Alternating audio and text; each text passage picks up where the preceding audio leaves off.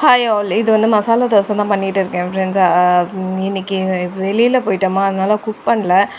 Lunch சாதம் இல்லை அவளுக்கு. அதனால் என்னடா வேணும் டிஃபன்னா, மசாலா தோசை பண்ணுங்கள், நான் வெளியில் ஆர்டர் பண்ணாதீங்கன்னு ஸ்ட்ரிக்டாக சொன்னான்.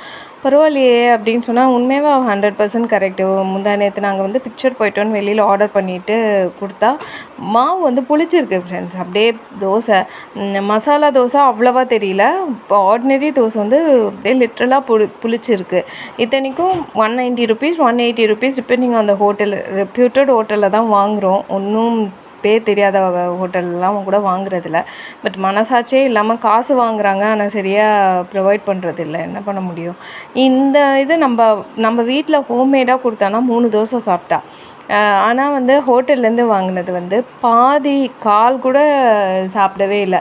அவளுக்கு சுத்தமாக அது பிடிக்கவே இல்லை. கால் தான் ஃப்ரெண்ட்ஸ் சாப்பிட்டேன். பாருங்கள் ஃப்ரெண்ட்ஸ், இது வந்து கிரேப் ஜூஸ்.